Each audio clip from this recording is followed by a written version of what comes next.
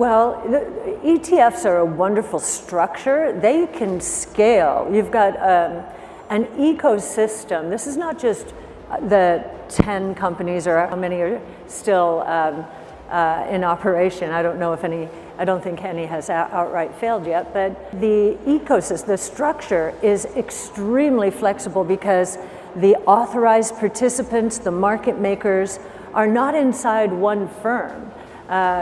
We have dozens of authorized participants, and those are the big brokerage houses. So this is another reason they're being not forced into this, they're being lured into this because Founder and CEO of ARK Invest, Cathie Wood, is now even more positive on the top cryptocurrency by market capitalization, even though it didn't seem possible given her extremely optimistic $1.5 million price projection for Bitcoin. It's the extremely successful spot Bitcoin ETFs, of course, that have given Cathie renewed hope for Bitcoin and the whole cryptocurrency space. The exchange-traded funds, ETFs, have generated tens of billions of dollars in revenue since their launch in January, with the exception of a few weak weeks. For example, one ETF has shown extraordinary success. Recent sources state that the fund is now the largest Bitcoin-based spot ETF globally, surpassing the Grayscale Bitcoin Trust. The ETF had $12.5 million in inflows on May 28, while Grayscale witnessed withdrawals of $15 million. The amount of Bitcoin held by the ETF increased to 288,000 following this input. Even though these ETFs have been wildly successful, Cathie believes that the inflows will only increase as the products continue to enter the wirehouses and the conventional finance scene even further. According to Cathie, the ETF's revenue will increase from billions of dollars to hundreds of billions of dollars. As we bring you clips from her recent interview with Peter McCormack at CoinDesk's Consensus 2024 conference. A lot of people found ARK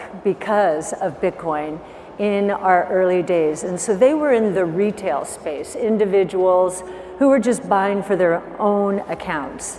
What has changed is we are now talking to the major platforms, so we call them wirehouses, so Morgan Stanley, UBS, Merrill Lynch, Wells Fargo, and they are in deep due diligence, like, okay, what is this? We have to have a point of view now. They actually have an index against which they're going to be judged, and that's an ETF, right? Now Bitcoin is part of how they're going to be graded. And while no major platform has yet put any of the spot Bitcoin ETFs on its platform yet, we think that's coming. We can tell from the kinds of questions they're asking. They're asking deep questions, not only about Bitcoin itself, but about infrastructure, ops, risks. And so the heat is on because this is a new asset class. Bitcoin is a new asset class. It's a monetary system to be sure, but it also represents a new asset class. And what that means in our world is that as a fiduciary, someone looking after portfolios for people, a fiduciary has to consider a new asset class because of the low correlation with other assets in terms of returns and risk. And so if you add Bitcoin to an existing portfolio, if that is right, and this is low correlation asset, what that means is over time, returns per unit of risk will go up. So if one platform has Bitcoin and offers that opportunity of diversification and higher risk-adjusted returns, and another doesn't, then they're going to have a problem if this one's right. How much bigger does these platforms, how much of a difference would these make? Well, the ETFs are a wonderful structure. They can scale. You've got an ecosystem. This is not just the 10 companies or how many are still in operation. I don't think any has outright failed yet, but the ecosystem, the structure is extremely flexible because the authorized participants, the market makers, are not inside one firm. We have dozens of authorized participants, and those are the big brokerage houses. So this is another reason they're being not forced into this, they're being lured into this, because the ecosystem, authorized participants, market makers, is a very lucrative ecosystem. And these wirehouses host many of them. So I think, we could scale to hundreds of billions of dollars. Cathie Wood also talked about the shifting political environment in Washington, particularly as it relates to the cryptocurrency sector, in her conversation with Peter McCormack. The Financial Innovation and Technology for the 21st Century Act, FIT 21, which established a legal framework for cryptocurrencies, was enacted by the U.S. House of Representatives on Wednesday. The statute establishes roles and duties for the Securities and Exchange Commission, SEC, headed by Gary Gensler, and the more crypto-friendly Commodity Futures Trading Commission, CFTC. According to the measure, the SEC will regulate blockchain networks that are considered functional but centralized, while the CFTC will supervise decentralized blockchain networks. Cathie claims that the measure is a major win for the cryptocurrency sector, made even more noteworthy by the 71 Democrats who voted in support of it despite differences in party affiliation. This broad backing gives investors hope and optimism, since it shows how well accepted cryptocurrencies are becoming and how optimistic the regulatory landscape is. Let's go back to Cathie and McCormack's conversation, during which the founder of ARK Invest discusses more about the unexpected approvals of Ether ETFs, shifting political scenes, and Donald Trump's unexpected support of cryptocurrencies. The read was it was not going to be approved. It was absolutely not going to be approved. So what happened?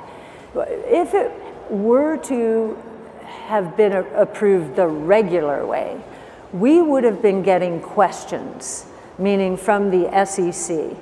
And no one was getting questions from the SEC beforehand. So that was an indication, no go, just, we'll have to try it again.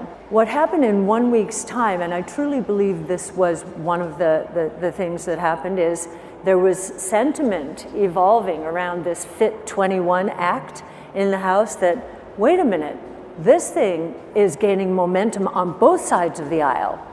And wow, this could be an election year issue. This is an election year. So the administration, I think, basically said, and the other thing that happened was former President Trump has become much more cozy with Bitcoin, crypto generally, and that week said he would accept campaign donations in crypto. So again, this idea, this is an election year issue. And then I cannot tell you, I was on the phone with our COO, and he screamed when he saw this come across, like, what? It was within 3 days of being denied. We were sure. We were sure it was going to be denied. And I think it was this campaign election year.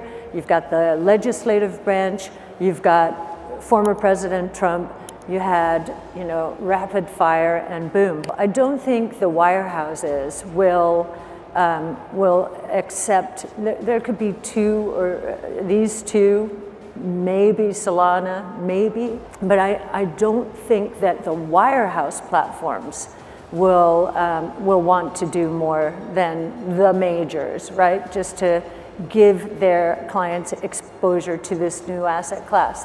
What I do think is, and we have some of these, that private funds are going to sift through the thousands out there and probably find 20 or 30, but you're going to have to do a tremendous amount of due diligence, because as you say, there's a lot of nonsense going on out there. And we had President Trump come out and say some very interesting, important things. What's your read on this?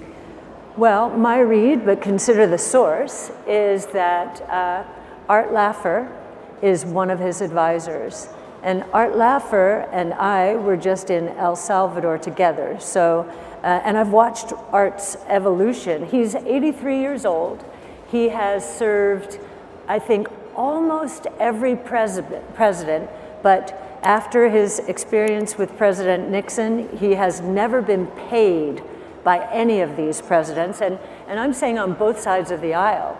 And he is more excited about Bitcoin, and I've known him since 1976.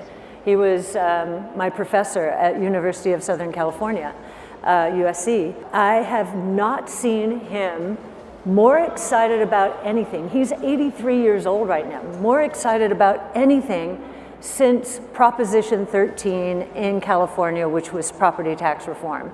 But he's more excited about this because it has ramifications for the world, not just at that time, California.